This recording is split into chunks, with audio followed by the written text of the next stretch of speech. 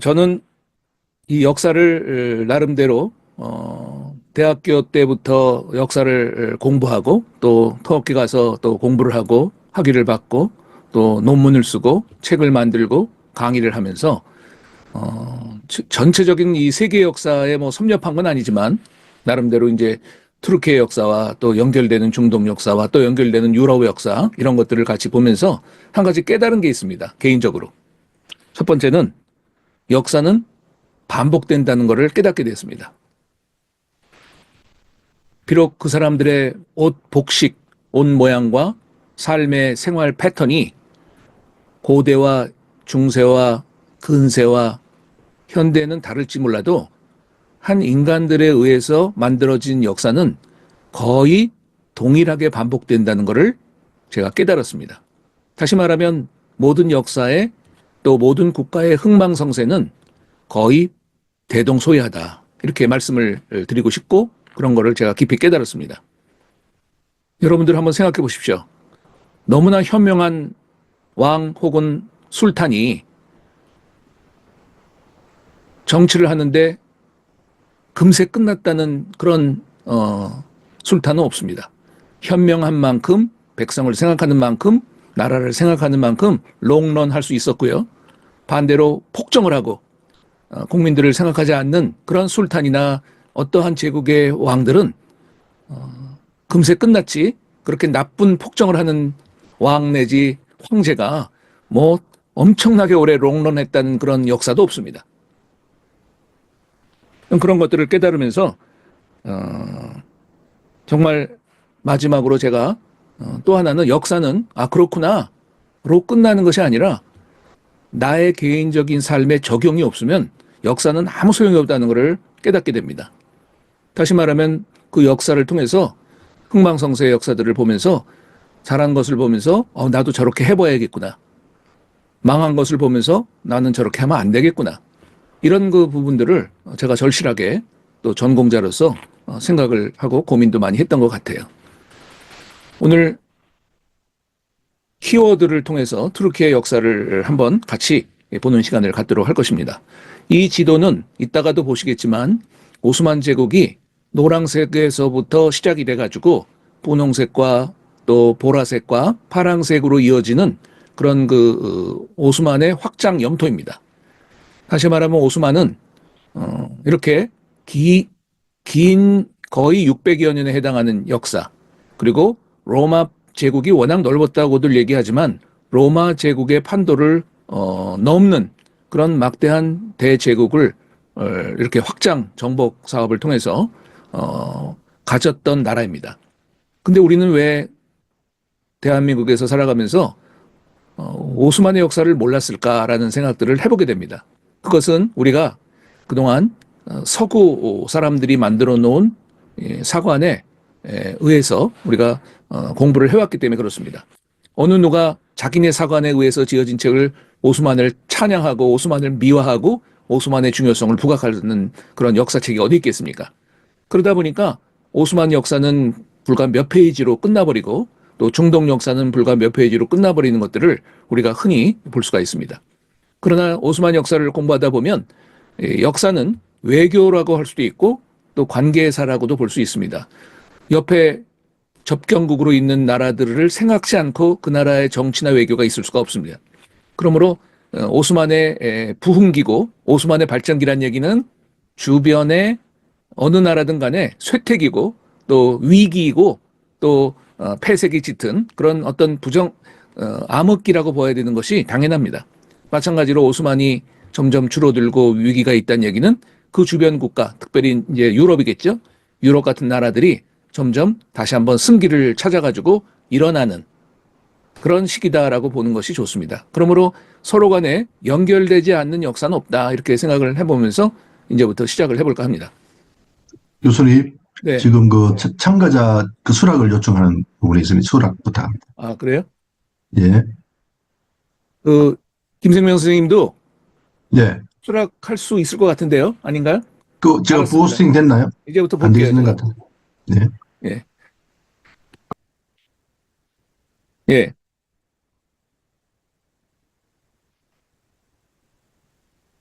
자, 오늘 전체 트루키의 역사를 같이 보면서 트루키에 하면 우리가 기억해야 될 만한 키워드 내지는 키 센텐스가 뭐가 있나를 한번 이렇게 한 슬라이드에 뽑아봤어요. 트루키에를 어떻게 우리가 그러면 거꾸로 소개할 수도 있을까라는 것으로 생각하시면 여러분들도 이제부터 트루키에 계시는 분들이기 때문에 외부에 이제 트루키에를 소개할 때 이런 키워드들을 가지고 나누면 좋지 않겠냐. 흉노나 돌고를 우리가 기억해야겠죠. 왜냐하면 투르크족의 거의 시작이니까요. 그래서 이 사람들이 결국은 셀축 터키, 오스만 터키, 오늘날 투르키의 공화국까지 이어진 거죠. 그래서 우리 투르키라고 하는 이 땅덩어리에 살아가는 투르키, 오스만 투르키의 직접적인 후손이고요. 또 더 나아가서는 직접적인 셀축 투르키의 후손이라고 볼 수가 있겠죠. 그래서 돌골이나 흉노나 이 돌골들이 일어나면서 자기가 더 살기 좋은 지역으로 서진 운동을 계속 펼치잖아요. 그러다 보니까 중앙아시아에 주저앉은 사람들이 있는가 하면 이렇게 오스만 터키처럼 계속적으로 유럽을 향해서 가다가 11세기에 와서 아랍과 충돌하게 되면서 충돌 초기에는요, 오스만 투르키가 아랍이 워낙 세다 보니까 오스만 이 셀축 터키와 셀축 터키 시대죠. 셀축 터키가 이 아랍의 이슬람을 만나서 그들에게 이 알라에 대한 그 개념을 듣게 되면서 첫 번째 탄르라는 자신들이 흉노나 돌고로 살았을 때 천신 사상과 알라가 아주 유사하다 생각이 돼서 첫 번째는 큰 그 거부감이 없었다고 합니다.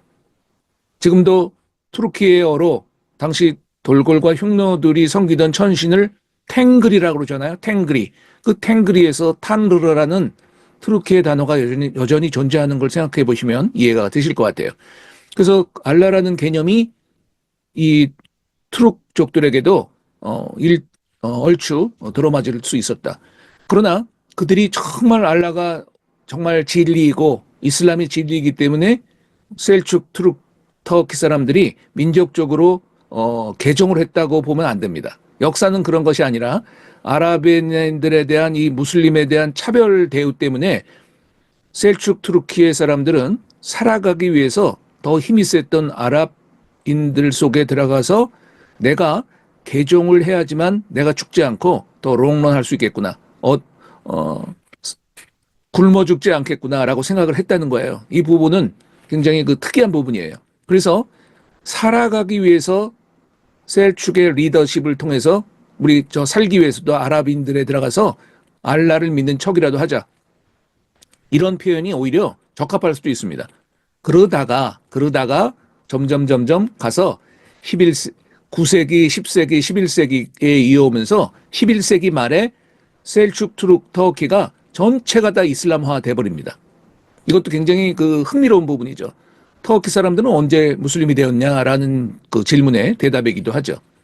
아랍 사람들과 만나서 우리 같이 이렇게 인격적으로 주님을 만나는 것이 아니라 살아가기 위해서 삶의 방편으로 이 민족적으로 알라를 받아들이게 되면서 점점 완전히 이슬람화가 되었다. 이렇게 볼 수가 있는 거죠.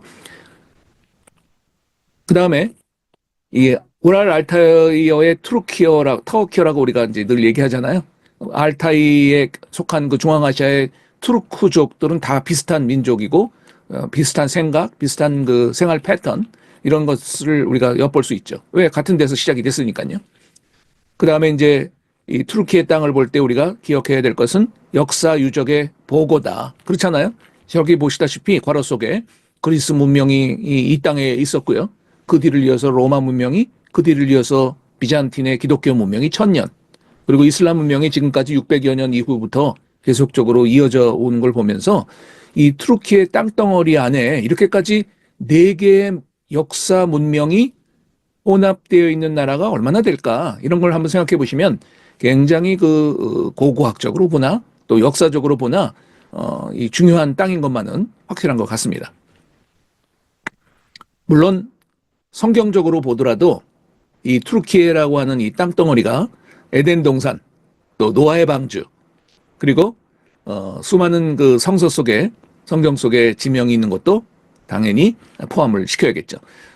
그리고 또 하나는 네 번째는 실크로드라고 하는 그 유명한 중국에서부터 시작이 돼가지고 대상들을 통해서 유럽까지 이어졌던 그 주요 통과 지역이 바로 투르키의 땅이라는 거죠. 투르키예로 통해서만 가는 건 아니었죠. 왜냐하면 해상 실크로드도 있었고 저 위에 다른 지역으로도 갈 수가 있었지만 투르키예라고 하는 땅덩어리를 통과해서 유럽으로 가는 것만큼 지름길이 없었죠. 그러므로 오스만 제국의 판도하의 실크로드의 중요한 통과 지역으로 이 얘기는 뭐예요? 중국의 수많은 그 문명과 유적들이 이 실크로드를 통해서 오스만 지역에 들어왔다는 의미고, 반대로 유럽의 문명이 역시 오스만 제국을 통해서 중국으로 또 중앙아시아로 퍼졌다는 것을 우리가 짐작해 볼 수 있습니다. 그 다음에 다섯 번째는 이 투르키예라고 하는 것을 우리가 거꾸로 생각해 보면 이슬람이면서도 아랍이 아닌 것 때문에 이 사람들은 굉장히 비통해하고 항상 왕따였고 항상 제3의 민족이었지 결코 주도권을 가지고 인정받지 못했습니다. 물론 오스만 제국 시대에 그들의 파워 때문에 잠시도 아니죠. 뭐 600여 년 동안 중동을 다 지배하고 이슬람의 주도권을 갖고 칼리프의 제도를 술탄이 가지고 있는 것도 사실이지만, 그러나 여전히 그렇게까지 이슬람을 부흥시키고 발전시킨 그런 장본인 국가가 오스만 제국임에도 불구하고 역시 여전히 아랍은 아랍어로 쓰여져야지만 꾸란이며 또 아랍인들만이 꾸란의 주인공이다라고 얘기를 지금까지 하고 있기 때문에 사실은 이 오스만 제국 때부터 지금 현대까지 이 아랍인들과의 관계가 상당히 불편합니다. 같은 무슬림이면서도 불구하고.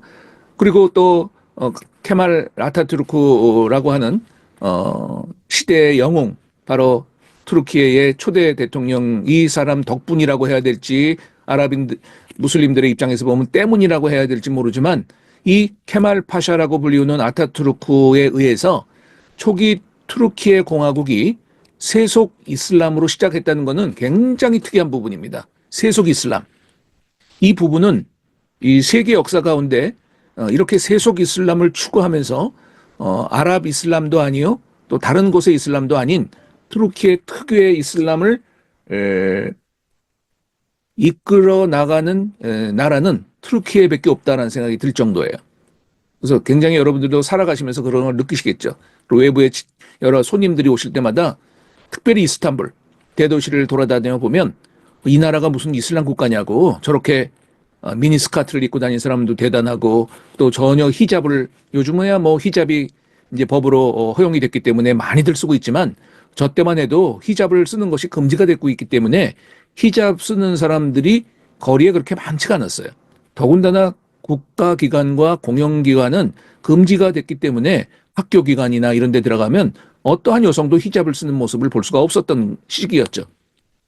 그 정도로 이슬람의 가장 상징적인 게 바로 그 여성의 히잡 아니겠어요? 근데 그거를 법으로 금지했을 정도라면 과연 이 사람들이 진정한 무슬림인가 이슬람인가를 의심할 정도였다는 것이죠. 그래도 무슬림이었죠. 그리고 저렇게 세속 이슬람 같아가지고 정말 잘 복음을 받아들일 것 같이, 훨씬 더 쉬울 것 같이, 자유롭게 복음을 전할 수 있을 것 같이 생각이 됐던 투르키예는 그렇지가 않았다는 것을 우리가 살아가면서 느끼게 되었습니다.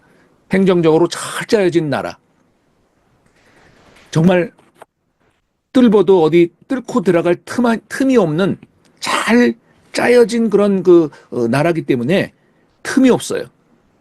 전쟁이라도 일어나고 또 기근이 생기고 또 여러 가지 문제가 생기면 NGO란 이름이라도 들어가긴 하죠. 그러나 NGO라도 들어가서 빵을 줄 만한 사람들이 받아서 먹을 만한 사람들이 아니에요. 식량에 부족함이 없죠.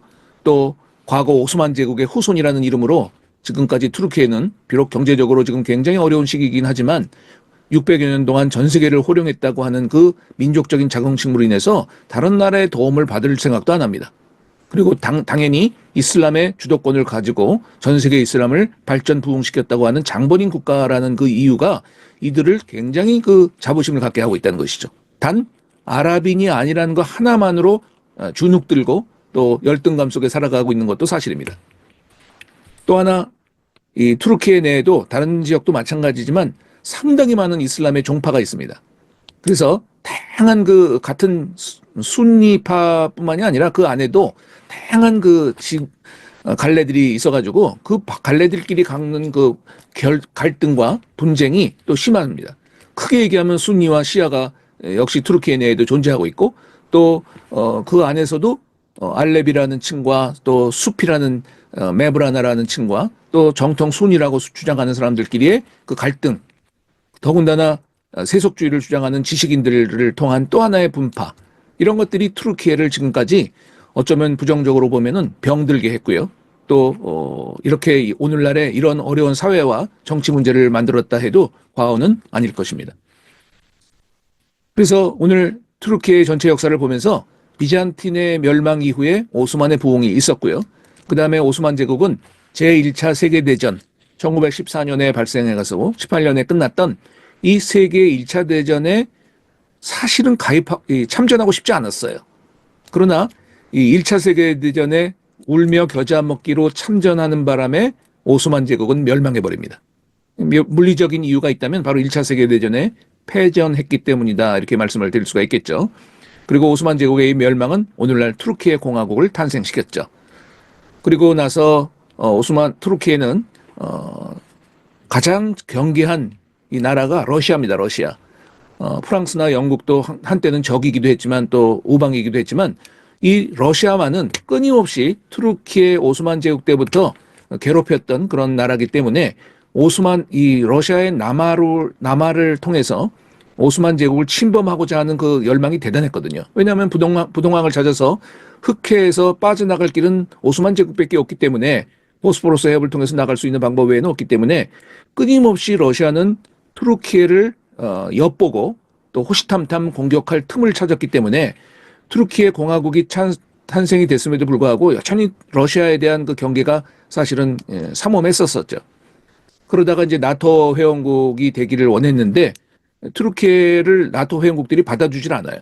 특별히 미국도 나토를 이끌었던 그런 어떻게 보면 그 리더십이라고 할 수 있는데, 미국을 포함해서 나토 회원국들이 투르키예를 가입을 시키지 않는 그 시기에 투르키예를 살려준 사건이 하나 있었는데, 그것이 바로 1950년에 6.25 전쟁이라는 것을 여러분들 얼마나 알고 계십니까? 우리는 비록 인간적으로 혈맹이고 또 많은 젊은이들이 우리나라를 위해서 도와줬다고 하지만 투르키예 역사적으로 볼 때 투르키예가 망하지 않고 굳건하게 안보를 위해서 나토 회원국이 될 수 없는 상황 속에서 이 한국 전쟁 덕분에 회원국도 아니면서 자기가 참전하겠다고 자원을 해가지고 파병을 했던 이 투르키예는 비록 770여 명이 전사하고 많은 사람들이 다치고 실종당한 전쟁이긴 하지만 투르키예라는 그 나라에 큰 이정표를 남길 만한 사건이 되었습니다. 나토 회원국으로 이 6.25 전쟁 당시에 너무나 용감하게 싸우는 그런 투르키예 군인들의 모습을 보면서 감탄을 하면서 미국을 포함한 나토 회원국들이 투르키예를 고 6.25 전쟁 중에 나토 회원국으로 호입을 해버립니다. 그래가지고 그때부터 회원국이 됐다는데, 이 나토 회원국 때문에 이제는 투르키예를 넘나볼 그런 파워가 없습니다. 이젠. 왜냐하면 나토 전체가 다 한 팀이라고 볼 수 있기 때문에 그렇죠. 그래서 큰 천군만마의 힘을 얻었다라고 볼 수가 있겠죠. 오늘날 투르키예 공화국이 가장 큰 이슈가 있다면 아마도 EU 가입일 것입니다. EU 가입. EU 가입은 여러분들도 이미 다 알고 계시겠지만 아무나 EU 가입하는 것이 아니라 EU 쪽에 속해 있는 땅덩어리가 아니면 가입할 자격이 없어요. 그러니까 보십시오. 동유럽에 있는 불가리아라든지 루마니아 이런 나라들이 지금 다 가입을 신청한 지가 얼마 되지도 않아서 다 가입을 했잖아요. 그런데 투르키예를 보십시오. 지금 30년이 넘었음에도 불구하고 아직도 여전히 가입될지 말지 하는 밀고 당기는 밀당의 역사가 끊임없이 되고 있습니다. 제 개인적인 생각에는 힘들 것 같다는 생각도 들을 정도예요. 그러나 투르키예도 포기하지 않고 있고 유럽도 투르키예를 놓지 않고 있는 가운데 아직도 EU 가입의 미련을 가지고 투르키예는 어느 정권이 들어서든 간에 한결같이 EU 가입을 추진시키려고 노력했다고 볼 수가 있습니다. 근데 땅덩어리가 유럽 대륙에 있어야 되는데, 여러분 지도를 보시면 금세 아시겠지만 고작 3%라는 땅덩어리, 트라키아라고 하는 유럽 사이드 쪽에 있는 3%만이 유럽 사이드인 것 덕분에 정말 럭키한 거죠. 나머지 97%가 전부 아시아 대륙이고 유럽 대륙이 아님에도 불구하고 3%밖에 되지 않은 땅덩어리 덕분에 EU 가입 회원 자격이 부여됐다는 사실이죠. 뭐 그 뒤에는 뭐 이란이 되고 뭐 다른 나라가 차례대로 이렇게 가입할 수 있다는 게 아니라는 걸 말씀을 드렸어요. 그래서 EU 가입에 대한 얘기도 나중에 좀 하려고 그래요. 그리고 이제 주변 인접국들이 지금 우리나라보다도 훨씬 더 많은 지금 인접국들이 지금 접해 있잖아요. 그래서 위쪽 오른쪽 지도를 여러분들이 보시면은 조지아를 포함해서 아르메니스탄, 그 다음에 이라크, 이란, 이라크, 시리아, 또 아래쪽으로는 사이프러스, 또 옆쪽으로는 그리스와 불가리아. 이런 바람 가지 많은 나무 바람 잘 날이 없다라는 말이 오히려 그 통할 만큼 트루키에가 지금 가장 신경 쓰는 게 바로 안보거든요. 국가의 안보.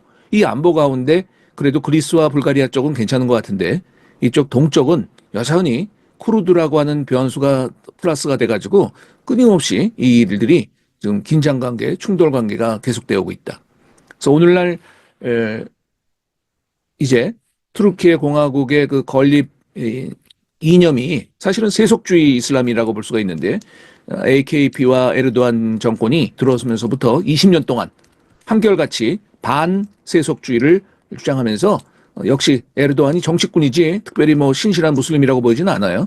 그래서 정치꾼으로서 중도 무슬림들을 투르키예 내 중도 무슬림들의 표를 얻기 위해서 끊임없이 반세속주의 정권을 드라이빙하면서 지금까지 온 것이다.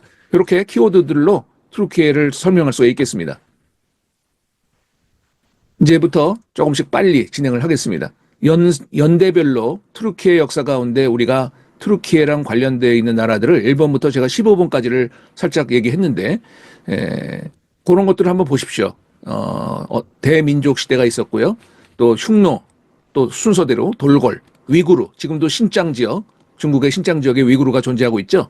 이 위구르가 독립을 얻기 위해서 유일한 회교 국가로서 중국 내에 굉장히 골칫거리라고 얘기하지만 사실은 그렇게까지 인권적으로 탄압을 하면서 위구르를 지금 박살을 내려고 하는 이 중국 정부에 대해서 투르키예라고 하는 나라가 지금 굉장히 불편합니다. 심지어는 중국인들이 여행객으로 이스탄불에 왔을 때 아야소피아 앞에서 단체로 집단 구타를 당한 적도 있어요.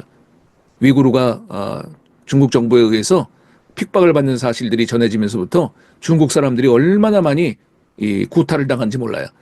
그래가지고 우리들도 중국 사람처럼 생긴 사람들이 같이 구타를 당하는 사건들이 생기자 우리는 한국인이라고 그렇게 막 외쳤던 시기도 있었어요. 그리고 또 중앙아시아의 투르크 국가들 아시죠? 뭐 카자흐스탄, 키르기즈스탄, 우즈베키스탄, 아제르바이잔, 투르크메니스탄 이런 나라들이 다 투르크의 그런 같은 민족들이라고 볼 수 있죠. 그리고 유럽으로도 투르크인들이 가지 않은 게 아닙니다. 가가지고 역시 투르크인들의 피가 유럽 쪽에도 보이고요. 그리고 투르크인들의 정치 문화가 비슷하게 형성이 되고 있고 신앙도 역시 천신사상에서 거의 다 이제는 이슬람 신앙으로 개종을 해가지고 민족적 국가적 그 개종이 완전히 이루어진 상태에서 마치 자신들은 11세기 이전에는 마치 11세기 이전부터 이슬람인 것처럼 자기가 스스로가 막 이슬람의 주인인 것처럼 행동하지만 사실은 자신들도 그냥 천신을 섬기는 그런 그 토테미즘 또 애니미즘 샤머니즘을 섬기던 그런 투르크인들이 어느새 이슬람의 주도권을 가지고 세계를 지배한다 해도 과언이 아니 이렇게 변했습니다. 자기들은 원래부터 무슬림이었다라는 말은 통하지가 않는 것이죠. 그 다음에 이제 투르크족들 중에서 우리가 이제 특별히 터키랑 연결시켜서 기억해야 될 제국은 셀추크입니다. 셀추크. 한글로 표기하다 보면 셀추크 막 이렇게 쓰는데 여러분들은 이제 거기 계시기 때문에 셀축으로 끝나죠. 사실은 발음이. 한국에서는 그거를 허용을 또 안 하더라고. 셀추크 투르크가 굉장히 큰 제국이었죠. 중앙아시아 전체를 밀고 나오면서 맞닿은 곳이 바로 동로마 제국, 즉 비잔틴 제국의 변방이에요. 그러니까 셀축 터키는 계속적으로 전진을 해야 됐고 또 동로마 제국 안으로 셀축 터키가 들어온 것을 동로마 제국은 막아야 됐고 하다 보니까 필수적으로 충돌이 불가피했고요. 전투가 계속적으로 일어난 가운데 점점 밀리기 시작했죠. 왜냐하면 셀축 터키가 동로마 제국 안으로 들어올 때쯤 되면 동로마 제국은 이미 멸망의 그런 징조들이 보이고 있었기 때문에 셀축 터키를 당해낼 수가 없었죠. 계속적으로 패전이 되면서 이 비잔틴 제국, 동로마 제국이 영토가 축소되는 과정 속에서 셀축이 공교롭게도 내분이 일어나 버립니다. 내홍이라고도 얘기하더라고요, 요즘. 내홍이 일어나 가지고 셀축 터키가 와해를 해버려요. 와해를 해버려 가지고 막 갈라져요. 그래서 저쪽으로 가는 셀축, 이쪽으로 가는 셀축, 물론 또 이쪽으로 가는 셀축들이 계속적으로 있는데, 이런 그 셀축 투르크가 그 중에 아나톨리아 셀축이라는 게 하나 들어와요. 왜 아나톨리아 셀축이라고 얘기하냐면, 우리는 지금 현재 투르키의 반도 쪽으로 들어왔다 해서 일명 통칭해서 아나톨리아 쪽으로 들어온 셀축이다 해서 아나톨리아 셀축입니다. 그러므로 셀축 전체가 현재 오스만 제국이 됐다는 게 아니고요. 셀축 터키가 내분이 되고 갈라지면서 그 중에 한 갈래인 아나톨리아로 들어오는 셀축크가 오스만 제국의 바로 전신인 거죠. 전체 셀축이 후손이 아니라 뭐 그러나 같은 민족이라고 볼 수도 있겠죠. 그래서 아나톨리아 셀축이 현 투르키의 반도 쪽으로 들어오게 되면서 그 안에서 다시 또 싸움이 벌어져서 네 개로 또 갈라져요. 아나톨리아 셀축마저도. 그 아나톨리아 셀축 중에서 네 개에 갈라진 그 조그만 그 그룹들 중에서 바로 오스만이라는 그룹이 가장 강성해서 나머지 세 개의 셀축, 아나톨리아 셀축을 다시 규합을 해가지고 자신의 이름, 오스만이라는 이름을 따서 오스만 투르키예가 돼가지고 오늘날 오스만 제국이 됐고 또 오스만 제국의 바로 직접적인 후손인 투르키예가 된 것이죠. 그런 부분들을 우리가 한눈에 슬라이드를 통해서 볼 수가 있습니다. 오스만 제국 이전, 제가 이번 역사는요, 오스만 제국이 워낙 우리한테는 중요하지 셀축 터키까지 우리가 볼 만한 여력도 없어요. 그리고 또 보십시오. 역사는 항상 근대, 현대가 중요한 것이지 과거, 고대가 그렇게 중요하진 않거든요. 그러므로 이번 그 우리 강의도 오스만 제국의 말기부터 투르키의 초기, 그리고 현 투르키의 이 정치 외교 역사를 우리가 보는 게 훨씬 더 중요한 것이지, 사실은 예전까지 가가지고 막 돌궐 흉노를 보고 이렇게까지 우리가 볼 만한 여력도 없을 뿐더러 가치도 물론 가치는 있겠지만 그거보다 훨씬 더 중요한 거는 오스만 제국과 오스만 제국 말기고 왜 망했냐는 거죠. 왜 망했냐를 보자는 거죠. 그리고 그 망할 때 주변의 그 국가들과의 외교 갈등들이 무엇이 있나를 보자는 것이지 지금 이렇게 한 슬라이드로 우리가 지금 보고 있는 이런 것들을 다 할 만한 그런 그 여력은 없습니다. 보십시오. 한 가지 재미있는 거는 제가 늘 좀 여담으로 말씀드리는 것 중에 하나가 뭐냐면 역사 속에서 지금 그 제국의 이름을 가진 나라 중에 가장 크고 또 첫 제국이 뭐냐면 바로 훈 제국이에요. 훈 임파이어. 이 훈 엠파이어라고 하는 이 제국 당시에 5세기죠. 5세기에 아틸라라고 하는 아주 큰 황제가 하나 있었어요. 이 아틸라가 북유럽까지 진출을 하면서 당시 북유럽에 살고 있는 게르만 민족을 압박을 해버립니다. 그러니까 게르만 민족이 싸우다가 지쳐버리고 당하내질 못할 것 같으니까 이 훈제국을 피해서 남쪽으로 내려오다 보니까 그 남쪽에 살고 있었던 당시의 제국인 소로마 제국을 멸망시켜버리는 결과가 나옵니다.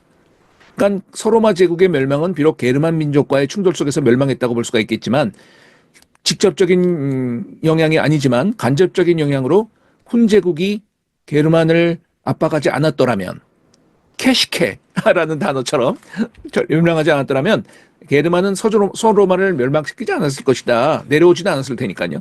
그러니까 AD 476년이라는 얘기는 동서로마 분리의 80년 이후에요. 고작. 동서로마의 분리 사건이 80년 전에 있었는데 불과 80년밖에 살지 않고 소로마 제국은 그냥 멸망해버려요. 이 땅에서 없어져 버리는 거예요. 그것의 멸망에 한 파트를 기여한 민족이 훈 제국이요. 크게 얘기하면 투르크족이다. 그 다음에 1000년이 지난 뒤에 1453년에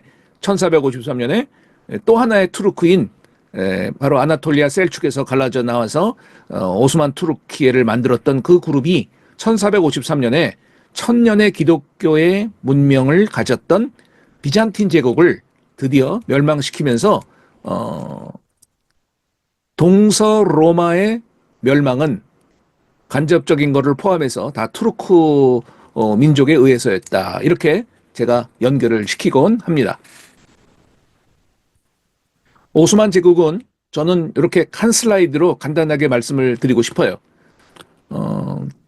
오스만이라고 하는 사람이 처음에 1299년부터 세워가지고 조그만 그 나라로 시작됐던 이 시점에서부터 오스만 제국이 1차 세계대전 때 결국은 패전이 돼서 쉐브루라는 조약을 통해서 멸망하기까지를 오스만 제국이라고 부르는 것이죠.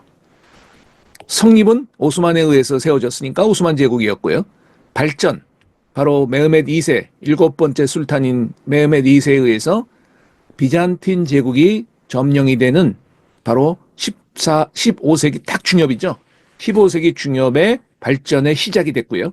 멸망은 1차 세계대전으로 멸망했다.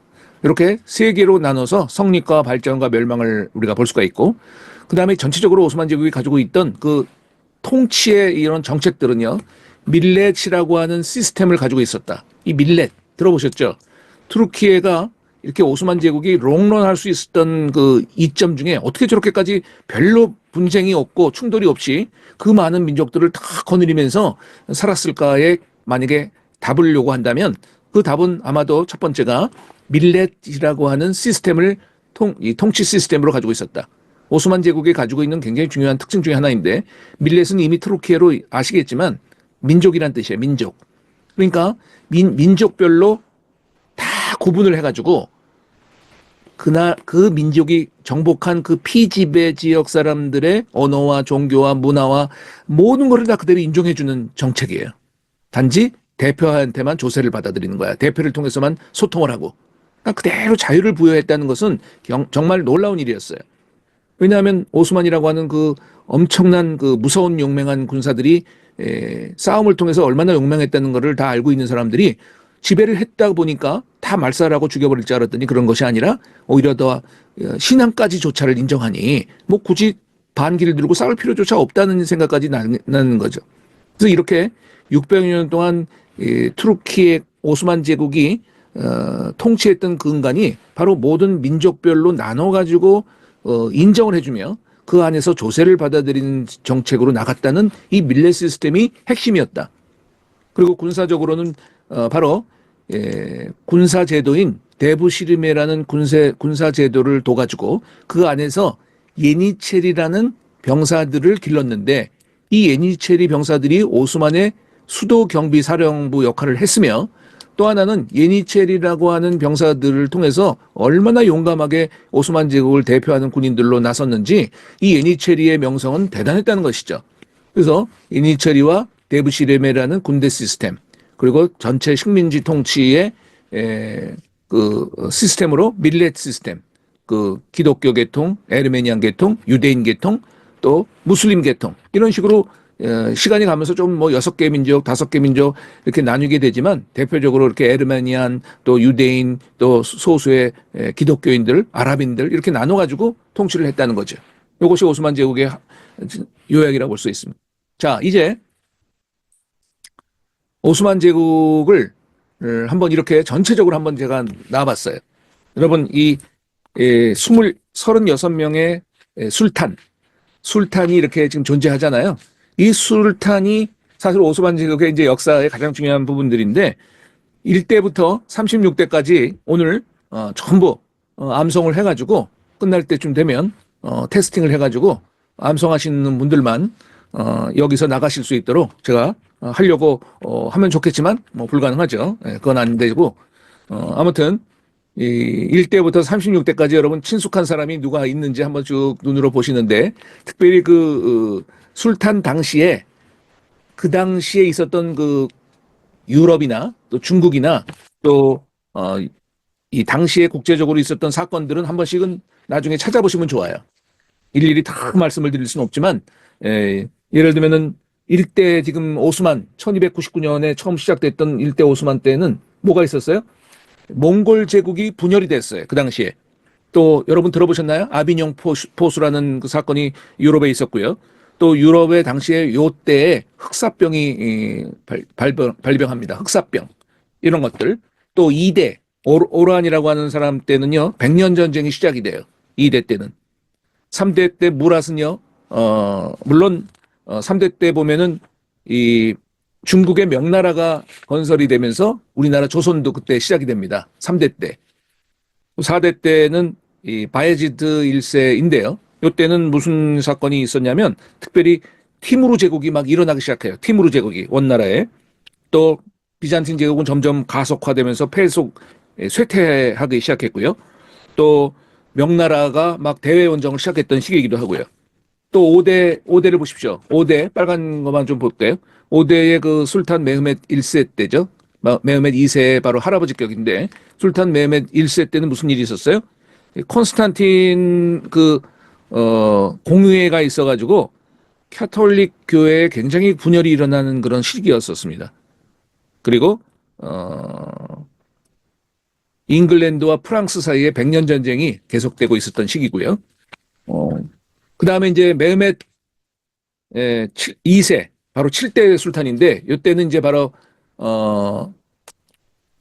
동로마가 끝나는 그런 시기일 뿐더러, 그 당시에 이제 신항로들이 개척이 되고, 또, 헝가리와 베네치아가 전쟁을 하고, 또, 오스만과 맘룩 사이에 긴장 관계가 되고, 잉글랜드의 장미 전쟁이라든지, 프랑스의 백년 전쟁이 그때 있었었죠. 그리고 르네상스가 이때 도입이 되면서 계속적으로 이어지게 되죠. 이런 일들이 끊임없이 되기 때문에 오스만 제국 때 딱 요거만 있었다라고 보기보다는 주변에 이렇게 국제 정세는 무엇이 있었나를 같이 겸해서 병행해서 공부하시면 훨씬 더 재미있기도 하고 기억하기도 쉬울 것 같아요. 쭉 보시기 바랍니다. 이런 부분들을 오늘 다 할 수는 없지만 한 번씩 보시면서 우리랑 관계가 뭐 어떤 것이 있고 또 중국, 아시아 혹은 유럽과의 어떤 관계가 있는지를 짤막하게나마 보시기 바랍니다.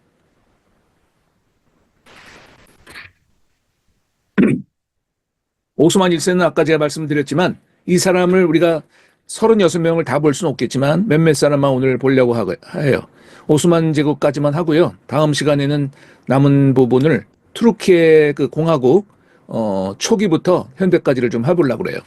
자, 술탄에 대해서 좀 공부하는 시간인데요. 이 오스만 1세는 오스만을 처음 세웠던 술탄이기 때문에 의미가 있습니다. 요때 이제 어떤 일이 일어났나를 우리가 좀 보면은 점점 나라를 확장하려고 하는 시기였다라고 하는 것은 우리가 중요하니까 알아둬야겠죠. 그리고 점점 비잔틴을 목을 조여 나갔다. 조여 나가는 게 가만히 목만 조이는 게 아니라 전쟁이 있었다는 것이죠. 그래서 처음 오스만 제국을 이끌었던 그런 초대 술탄으로서 오스만 제국의 승승장구를 다져나갔던 그런 황제로서 여러분들이 잘 아시는 에스크셰일이랑 이즈닉까지 이르는 영토를 차지하고 있었습니다. 네. 그리고 이 일대 오스만은 굉장히 담대한 그런 지도자로 역사적으로 기록이 돼 있고요. 또 비잔틴을 처음으로 공략한 그런 술탄으로 기록이 돼 있습니다. 그 다음에 최초로 부르사라는 지역이 이 오스만 제국이 바로 오스만에 의해서 수도가 되죠. 부르사 지역에 지금 계신 분도 계신가요? 부르사 지역이 오스만 제국의 최초의 수도가 1323년에 시작이 됩니다. 그리고 이 오스만 술탄은 아나톨리아 투르크 왕들이 당시에 했던 그런 것들을 잘 그대로 답습을 하면서 꼰따가지고 정복한 이후에 이미 이제 이슬람을 갖고 들어온 거니까 모스크, 교육기관, 빈민소, 식소, 병원, 목욕탕들을 계속적으로 지어나가는 건축에 상당히 관심을 갖게 되죠. 두 번째 오란도 우리가 좀 기억해야 될 부분들은 계속적으로 선왕의 그런 업적 덕분에 그 뒤를 이어서 부르사를 점령을 완전히 하면서 하나의 국가로 성장하는 계기가 바로 이때 있었다. 그리고 행정이나 재정이나 군대가 이때 정비가 되고요. 처음으로 발칸 지역에 진입을 한다. 그리고 비잔틴 제국에 이런 일이 이제 빈번했었는데 비잔틴 제국의 데오도라 공주와 결혼을 해요. 오란이. 나중에 전체적으로 보면은 여러분들도 알겠지만은 이렇게 결혼을 통해서 서로 간에 이 같은 그 사돈이 되면서 서로 간에 견제를 할 수 있고 또 전쟁을 피할 수 있었기 때문에 이런 일들이 상당히 많았습니다. 그래서 오스만 제국의 술탄들의 아내를 보면요. 엄청나게 많은 아내들이 외부 국가에서 오는데 다 기독교인이에요. 놀라운 일 아니에요? 아내들이 전부 기독교인이었어요. 이렇게 비록 볼모로 온 사람들도 있었고 했지만 기독교인 아내들과 결혼한 술탄을 여러분 기억해 보십시오. 더군다나 메흐멧 2세가 조금 이따 나오겠지만 동로마 제국을 정복했던 메흐멧 2세는요. 21살, 2살 때 이 동로마 제국을 정복했던 아주 젊은 나이이지만 그의 어머니도 역시 이렇게 볼모로 와서 잡혀 들어온 바로 엄마였기 때문에 기독교인이었다는 거예요. 그러니까 유대인들 중에 보면은 아버지가 유대인은 안 되고 어머니가 유대인은 인정한다는 얘기가 있잖아요. 그런 것처럼 이 어머니의 교육이라는 게 굉장히 중요한데 바로 메흐멧 2세도 어머니 기독교인을 통해서 그가 기독교로 비록 개종한 건 아니지만 당연히 개종할 수가 없었겠죠. 그러나 기독교에 대한 여러 가지 얘기들과 사상과 이념들을 충분하게 어머니로부터 저는 들었을 것이라는 생각이 들어요.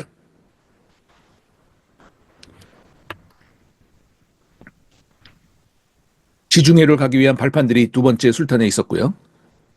그 다음에 세 번째 술탄은 에디르네라고 여러분 아시잖아요. 저 불가리아 쪽에 국경 지역의 가장 큰 도시가 지금 에디르네인데 이 에디르네로 점점 들어오면서 수도가 브로사에서 이쪽으로 이주를 합니다. 이 얘기는 뭐예요? 에디르네를 굳이 해야 될 이유가 뭘까요?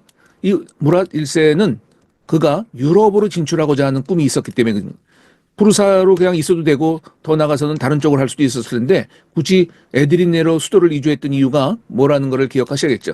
적극적인 유럽 진출을 원했던 것이죠.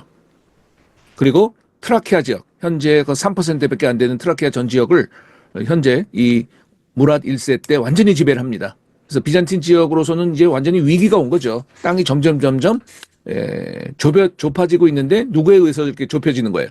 바로 이런 오스만 제국에 의해서 왕들이 바뀔 때마다 점점 정복을 통해서 땅들이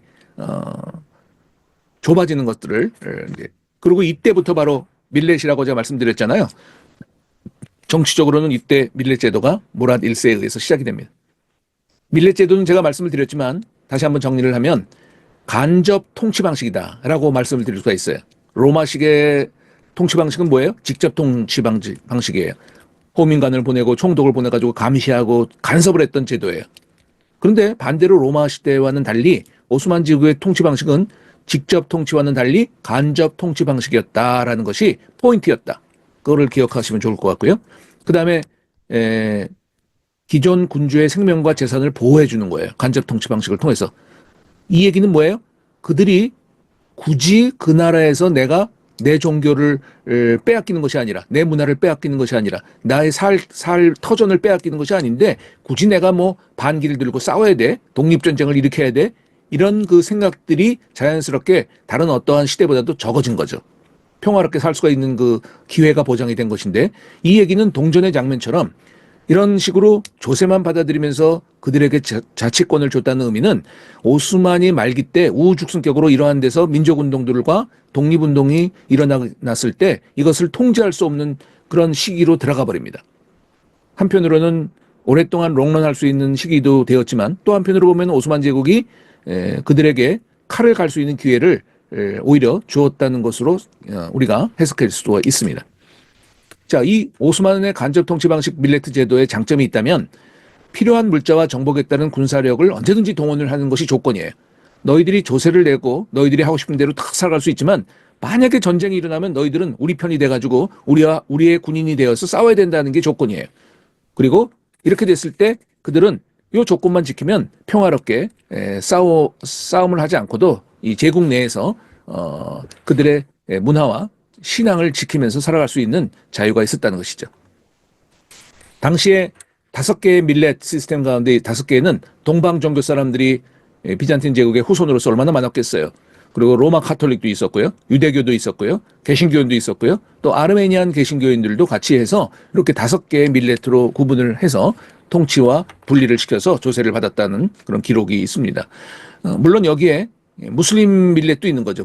무슬림들에게는 조세를 덜 받고 저들에게는 상대적으로 많이 받다 보니까 이 중에서 상당히 많은 사람들이 다 개종을 하게 돼요, 사실은. 그래서 로마 시대에 살아갔던 많은 기독교인들도 개종하고 또 정말 내가 신앙을 지키려고 하면은 그 땅을 떠나가지 그 오스만 제국 내에서 견디면서 살아가지는 못했다는 거죠. 오랫동안 못 갔다는 것이 기록으로 나와 있어요. 그럼에도 불구하고 오스만 제국 내내 교회가 이 같이 모스크와 함께 옆에서 이웃으로 있었다는 것은 정말 우리에게는 놀라운 일입니다. 왜냐하면 오스만 제국에 의해서 우리는 다 짓밟히고 모스크 저 교회들은 부서지고 다 자미로 모스크로 바뀌는 것으로 생각을 해가지고 이 오스만 시대의 모든 기독교인들이 다 핍박과 혼란 속에서 다 죽어갔다라고 착각하는 사람들이 있더라고요. 절대로 그렇지 않았습니다. 오스만 제국은 자기들이 관용의 어떤 그 정책을 보여가지고 자신들이 이렇게 관용 있는 민족이다라는 걸 보여주기 위해서라도 절대로 핍박하지 않았습니다. 단지 교회가 모스크만큼 자주 막 세워지고 갈아지고 고조 변경이 되고 이런 거는 허용이 되지 않았어요. 교회가 세워지는 수가 물론 제한됐고 또 저들이 가지고 있는 종교 생활에 있어서의 무슬림 같은 자유는 없었어요. 그러나 그들이 신앙을 잃지 않고도 살아갈 수 있는 충분한 자유가 있었기 때문에 저들은 신앙생활을 유지할 수 있었다는 거죠. 그러다가 조세를 너무 내기가 힘들고 내가 정말 이름뿐인 기독교인으로 사는 사람들은 다 개종하고 아니면 그 땅을 떠나갔다는 것도 사실입니다.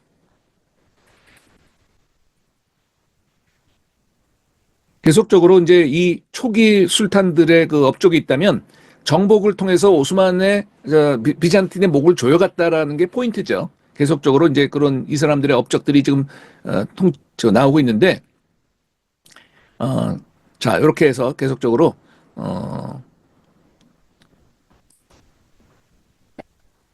네. 자, 이 무랏 1세 직접 통치보다도 조공과 유사시의 군대 지원을 조건으로 해서 상당히 많은 그 간접 지배 방식이 이때부터 이제 시작됐다고 말씀드렸잖아요.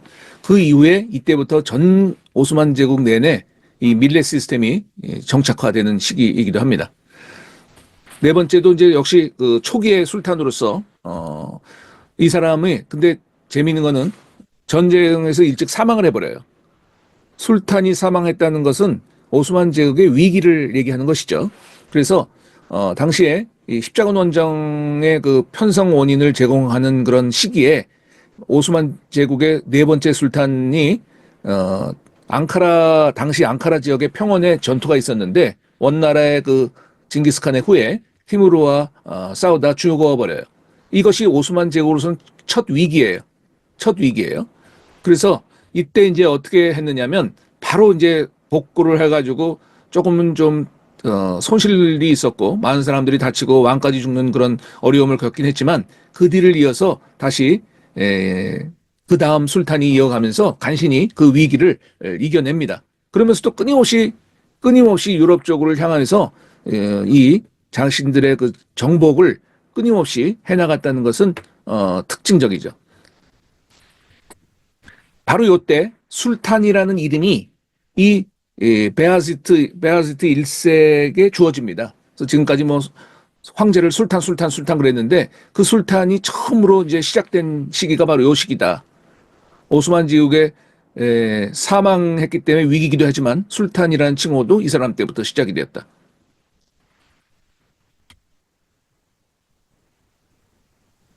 그래서 요 어려운 시기를 잘 견뎌내다가 메흐멧 1세 5대 왕으로 오면서 다시 한번 복구를 하고 다시 한번 세력 확장을 위해서 아버지의 뒤를 이어서 다시 정복 사업을 끊임없이 해나갑니다. 네, 재미있는 거는요. 이때 어떤 일이 있었냐면 오스만 제국의 황제들이 되면은 다른 형제들이 그를 언제라도 죽일 수 있다는 위험 때문에 재미있는 거예요. 술탄이 되면 남은 형제들을 다 죽이는 관례가 있었습니다. 알고 계셨나요? 오스만의 술탄이 누가 되든 간에 그 사람이 되면 그 형제들은 아주 자연스럽게 법적으로는 아닌데 자연스럽게 제거해버리는 법이 있었어요. 왜냐하면 위험하다는 거죠. 자기도 또 죽을지도 모르니까 한 술탄이 정해지면 그의 형제들은 자연스럽게 죽임을 당하는 뭐 법적으로 완전히 정해진 건 아니기 때문에 뭐 피하고 달아나고 뭐 피하고 그러면 없어지면 되는 거죠. 그러나 일단은 정권의 그런 그 유지를 위해서 술탄들을 다 제거하는 그런 시기예요. 이때가. 근데 재미있는 거는 메흐멧 2세라고 하는 이 동로마 제국을 정복했던 이 왕 때는 자기 때 와서 법으로 정해버려요. 아예. 오스만의 법으로 형제들은 당연히 다 죽는 것이다라고 정해버리는 일까지도 있었어요. 그래서 형제 사례를 법적으로 인정해주는 사건이 있었었죠. 예. 무랏 6번, 여섯 번째 술탄 무랏 2세를 우리가 기억할 만한 것은 예니체리가 이때 시작이 됩니다. 예니체리가 이때 시작되고 십자군 원정이 그 당시에 실패로 돌아가면서 당연히 예니체리들과 대부시름의 제도가 당연히 강화된다고 보이겠죠. 한편이 지면 한편은 강화되는 것이죠. 한편이 강화가 되는 거면 한쪽은 약해지고 한쪽은 또 강해지면 한쪽은 약해지는 그런 원리를 기억하시면 될 것 같아요. 예니체리가 이 당시에 굉장히 그 강화가 되는 그런 사건이 이때 생기죠. 그리고 지중해 지역으로 또 함대, 해군 술탄의 해군 부대들이 계속적으로 지중해를 공략하고 해상 이 무역로를 차단을 합니다. 그래서 이 당시에 벌써 15세기잖아요. 15세기에 이렇게 강한 해상의 오스만 함대들을 물리칠 힘이 없다 보니까 다른 해상 루트를 찾을 수밖에 없어요, 유럽은. 그래서 여러분 포르투갈이나 스페인 같은 나라들도 오스만을 배겨내지 못하다 보니까 바로 다른 항로를 찾고 다른 무역로를 찾고 왜? 부딪히기 싫으니까요. 그러다 보니까 지리상의 발견이라고 하는 우리 역사 속에서 15세기의 지리상의 발견이라는 게 있잖아요. 그런 것이 다 오스만 제국의 상대적인 어떤 그 피해 때문에 생겨난 그 결과라고 볼 수가 있겠죠.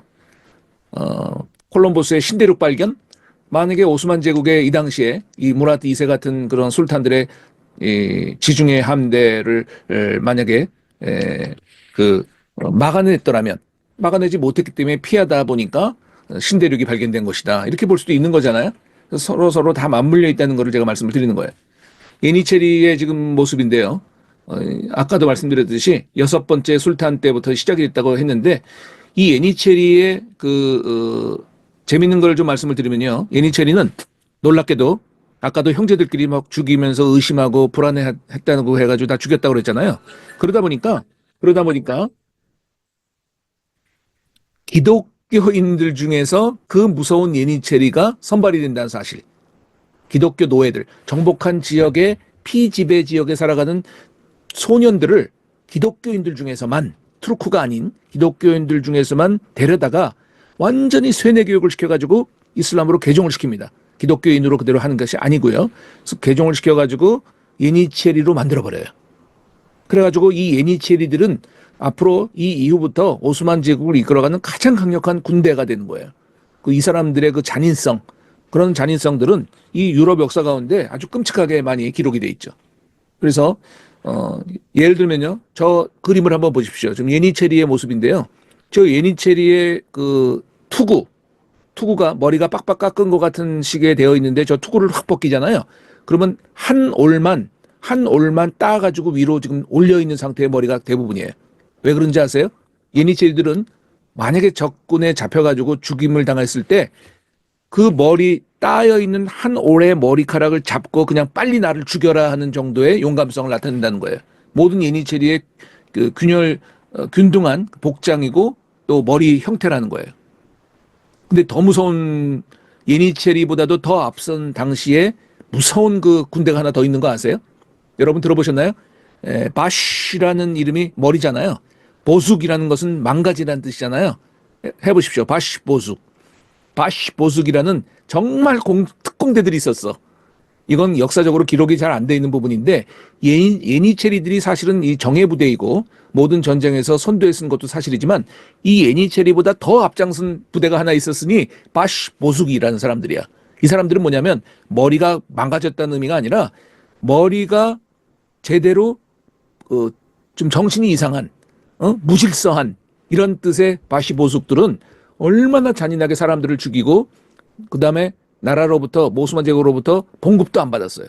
그러니까 너희들이 알아서 다 전쟁에서 승리한 뒤로 그 전리품으로 다 가져가라는 식으로 했다 보니까 본인이 살아가기 위해서 또 더 많은 부를 축적하기 위해서 이 바시 보숙이라고 하는 예니체리보다도 더 앞장선 공수부대 특공대들이 전쟁터에서 뭐 그 잔인성이 대단한 거예요. 심지어는 믿거나 말거나 하긴 하지만 기록에는 남아있기 때문에 말씀을 드리는데 이 유럽 지역을 지금 정복을 하면서 어린애 하나를 아예 죽여가지고 창에 꽂아가지고 이 바시 보습들이 이 어깨에 메고 하늘에 이렇게 들고 다니는 정도의 그림이 있을 정도에 얼마나 잔인하겠습니까? 이것들을 본 유럽 사람들은 그 잔인성 때문이라도 두려움에 떨었다는 거죠. 플러스 군악대 기억하시죠? 군악대. 세계 최초의 군악대가 바로 이 오스만 제국의 메흐테르라는 군악대잖아요. 이 메흐테르가 멀리서부터 둥둥둥둥 치면서 바시 보습들이 앞으로 공수부대들이 먼저 나가죠. 예니체들이 막 저렇게 무섭게 죽으면 죽겠다는 그런 각각으로 막 나오니 이 오스만 제국의 군인들을 대항할 그런 세력들이 막 없는 거죠.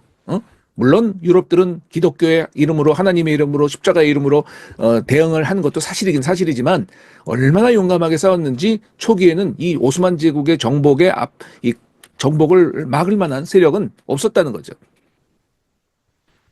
데브시르멘은 아까도 말씀드렸듯이 예니체리를 양성하는 군대 기관이었다 정도만 알면 될 것 같아요.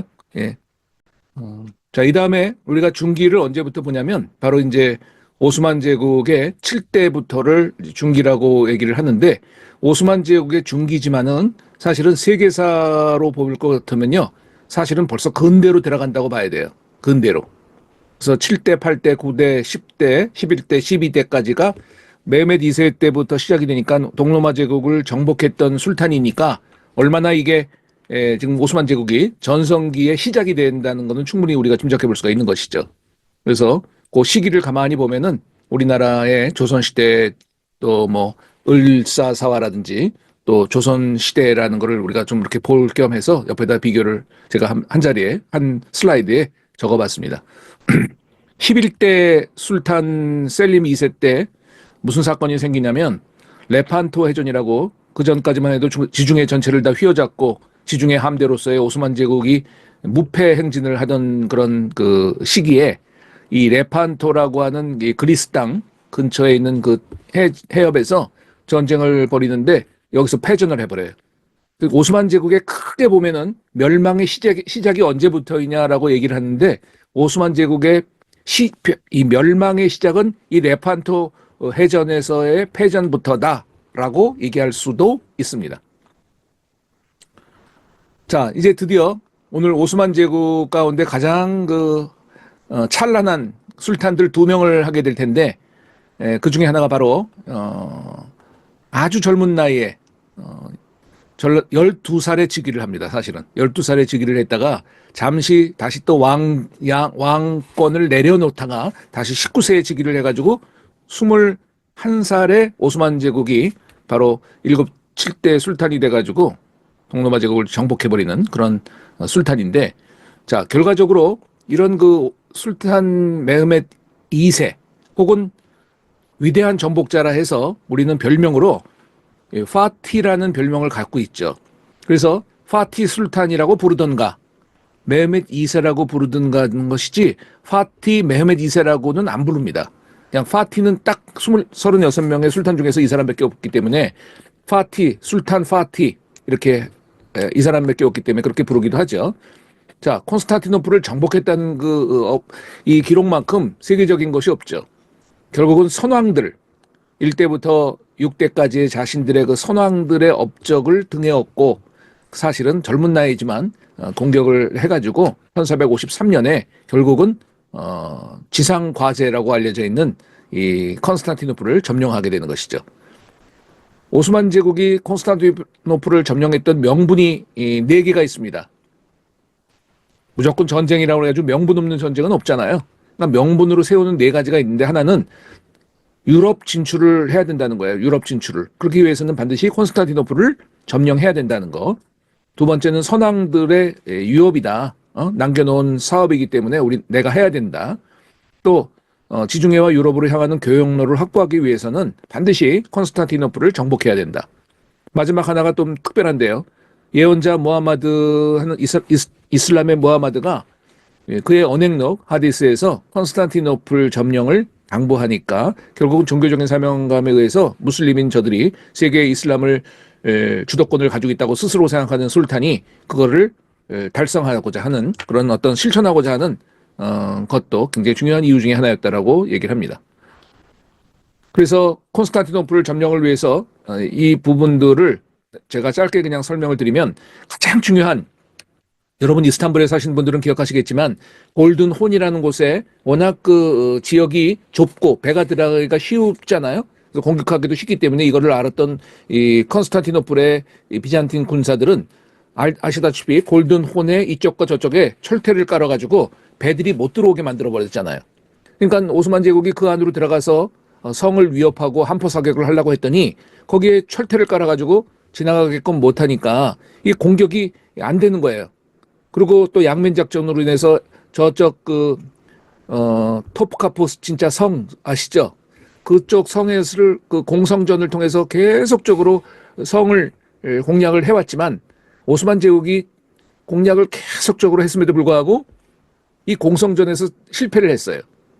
왜냐하면 첫 번째는 비잔틴 측에서의 그 성의 구조가 쑥 들어간 그 해자라고 부르죠. 삼중의 해자를 가지고 있어요. 그러니까 성벽도 단단하죠. 삼중으로 되어 있었다 보니까 하나가 망가지면 그 다음에 그 벽이 또 나타나게 되고 또 망가뜨리면 또 다음 벽이 나타나다 보니까 그 이 오스만 제국이 뚫고 들어갈 수 있는 그런 그 여지가 없는 거예요. 그래가지고 고민하다가 결국은 이태리에서 우르반이라는 사람이 자신이 만들었던 대포를 먼저 비잔틴 제국에 그걸 판매를 하려고 비즈니스를 하러 가는데 비잔틴이 이걸 거절합니다. 그러니까 이 거절한 그 우르반 대포를 오스만이 사버려요.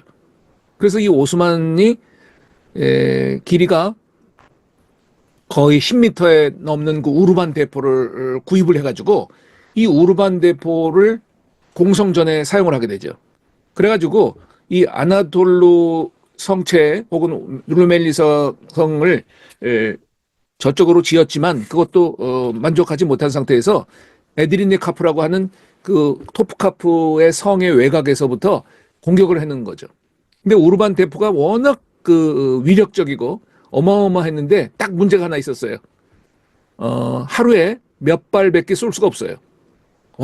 그리고 워낙 무거워서 이 우르반 대포를 끌고 가기 위해서는 엄청난 그 소와 말과 또 군사들의 그 병력이 필요했기 때문에 옮기지도 제대로 못하죠. 하루에 대포를 고작 두세 번밖에 쏘지 못하죠.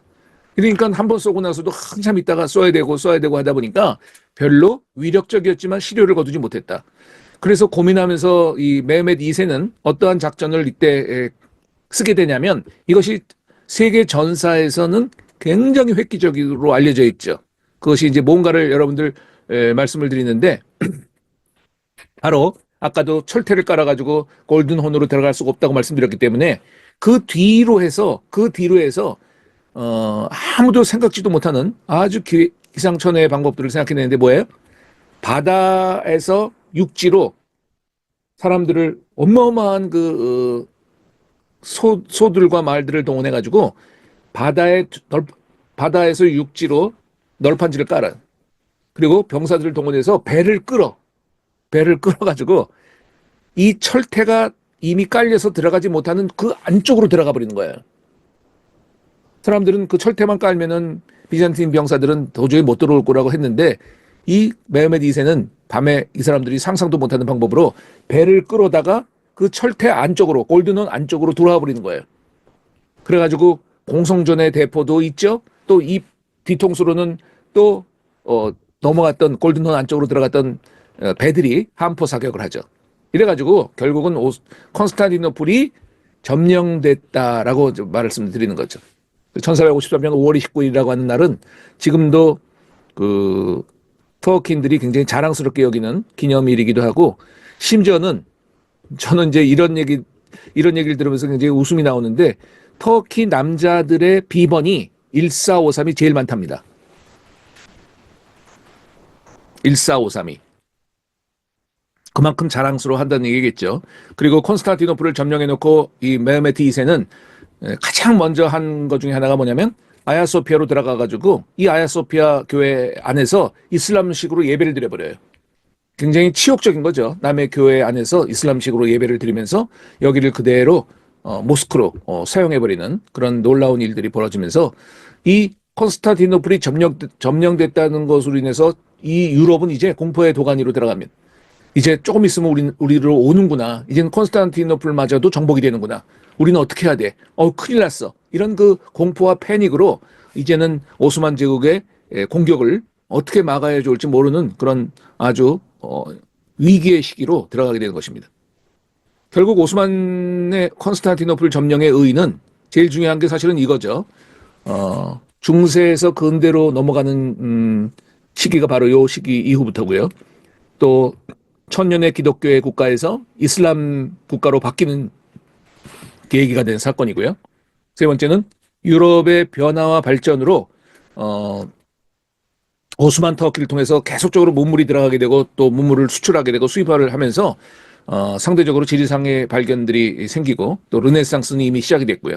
그러다 보니까 이제 동방문화 수용을 통해서 유럽이 자각하고 발전하는 각성하는 그런 시기로 들어가게 됐다.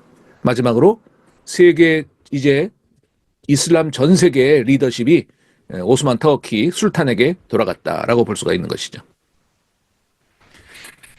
술탄 파티 술탄 메흐메트 2세의 그 내정이라고 하는 거는 특별히 그 뒤로부터 이 자신들의 그 왕권을 공고하기 위해서 상당히 그 노력을 많이 했죠. 그래서 법전도 만들고 그 법전 중에 아예 공식적으로 이 왕이 되면은 그 나머지 형제들을 공식적으로 죽이는 것까지도 만들어 놨다는 것도 포함이죠. 그리고 재정 조달을 원해서 지금 사실 정복을 하면서 제일 힘든 것이 재정 아니에요. 그러므로 이 재정 조달을 시급하게 사실은 마무리를 하기 위해서 끊임없이 이 일들이 밀렛 시스템 속에서 살아가고 있는 사람들을 조이기도 하고 또 착취를 했던 그런 시기도 있었어요. 그러다가도 그 가운데 사회적으로 화폐 개혁이 있었고 당시에 그 화폐는 뭐였을까요? 악체라는 이름의 은화였어. 은화. 오스만 제국의 전반적으로 금화가 아니라 은화가 그 당시에 돈이었는데 이름을 악체라고 부릅니다. 전매 제도가 그때 도입이 되고요. 또 토지들이 점점 국유화되는 일들이 이때 일어납니다. 재정 때문에. 그 다음에 베아짓 2세가 나오는데 이때도 32년 동안을 통치를 하게 돼요. 굉장히 안정기라고 볼 수 있죠. 왜냐하면 이미 선왕이었던 메헤메드 2세가 닦아놓은 그 후광을 업고 이 베아짓 2세는 당시에 예니체리의 그 지원을 통해서 등극을 하고 나서 32년 동안을 안정기라고 얘기했지만 사실은 예니체리가 그의 앞에 있어서 정치를 우지좌지했다고 해도 과언은 아닌 거죠. 그리고 점점 예니체리의 부패가 시작이 되면서 오스만 제국의 한 멸망의 원인들이 되기도 하는 것이죠. 예. 좀 빨리 나갈게요. 셀림 1세는 9번째 이 술탄인데 이 터키 역사 가운데 굉장히 한 셀림 1세를 공부하는 사람조차 있을 정도로 굉장히 유명한 그런 황제인데 예니체리에만 의존해왔던 그런 전통들을 타파해서 절대적인 술탄의 권위를 강화하기 위해서 굉장히 노력을 했던 그런 황제로 알려져 있고요.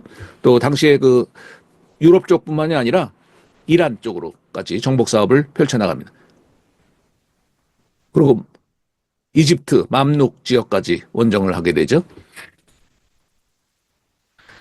그리고 계속적으로 유럽과의 충돌을 통해서 유럽이 계속적으로 무너지게 되고 유럽이 각성하게 되고 오스만의 최고 번영기로 점점 들어갑니다.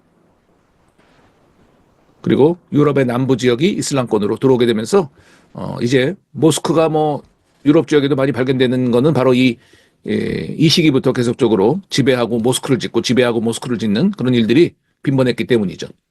그래서 아까도 저 지도상으로 우리가 본 지도인데 지금 노란색으로부터 점점 시작됐던 이 오스만 제국의 영토는 결국 가장 전성기라고 볼 수 있는 시기에 와서는 이 색칠되어 있는 부분들이 전부 오스만의 영토였다. 그래서 굉장히 아프리카나 중동 그리고 동유럽, 유럽은 오스트리아까지를 정복합니다. 오스트리아까지를 정복하고 그 앞으로 더 뒤로는 못 들어갔어요. 오스트리아까지 비인까지 가다가 비인에서부터 포위 작전이 실패하면서부터 물론 쇠퇴하기 시작하죠. 그래서 비인 포위 작전, 오스트리아에서도 비인 포위 작전으로부터 실패하면서 오스만은 무너지기 시작했다. 오스만의 최대 영토를 조금 더 그린 모습입니다. 최대 영토가 바로 이때죠. 술레이만 1세. 술레이만 1세는 우리나라 말로 솔로몬이라고 부르는데 역시 솔로몬도 무슬림들에게는 선지자 중에 하나이기 때문에 솔로몬이라는 이름을 많이 가지고 있죠. 터키 남자들 가운데 술레이만이라는 사람이 많잖아요. 술레이만이 바로 솔로몬인데 술레이만 1세가 가장 최근의 영토를 가지고 있는 사람이죠. 그리고 이제 이 지도는요, 시간이 가면서 빈 포위 작전으로부터 패배를 하면서부터 오스만은 점점 땅을 빼앗기면서 적어집니다. 그래서 이 색칠되어 있는 부분에서 계속적으로 전투가 벌어지고 전투 속에서 계속적으로 그때부터 서서히 이제 짜가지고 멸망의 길을 걷는다 이렇게 볼 수가 있겠어요. 그래서 연도와 지도를 보시면서 그때 그 점점 무너지는 그 색깔들이 빼앗기는 지도들의 모습들이 지금 그림으로 그려져 있습니다. 이것도 역시 마찬가지로 패배한 지역, 색깔별로 패배한 지역들의 지도가 지금 구별돼서 그려져 있습니다. 자, 이제 술탄은 두 사람만 하다가 오스만 제국을 정리를 해야 될 것 같은데, 바로 첫 번째는 술레이만 1세인데, 이 사람은 뭐 매그니션트라고 해가지고 뭐 가장 장엄하다, 위대하다 막 이런 별명을 가지고 있었는데, 바로 이 사람이 요 시기에 오스만의 최대 전성기다. 술레이만 1세 때다라는 걸 기억하시면 될 것 같아요. 이때 가장 큰 영토였고 세계 속에서 오스만의 그 이름을 가장 날렸던, 오스만의 술탄의 이름을 가장 알렸던 그런 가장 위대한 부유하고 강력하고 또 동서 정벌을 통해서 가장 그 큰 영토를 일으켰던 유럽인에 의해서 기억되는 이름이 있다면 오히려 이 술레이만 1세일 것이다라고 생각이 될 정도로 전성기 중에 전성기가 바로 이 시기라고 볼 수 있죠.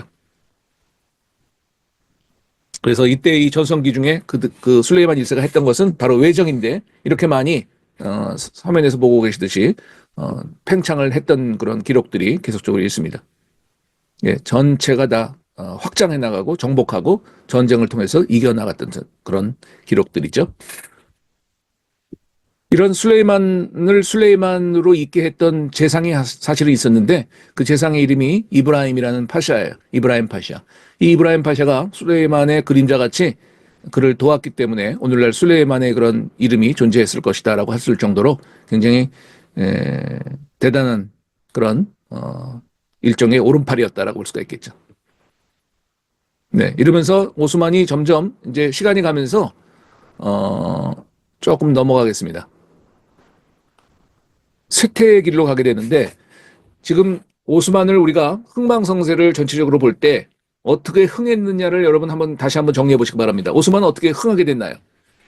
오스만은 셀축 터키에서부터 갈라져 나온 아나토리아 셀축이 와해되면서 처음 이루어진 것이 오스만 터키였다라고 제가 말씀을 드렸어요.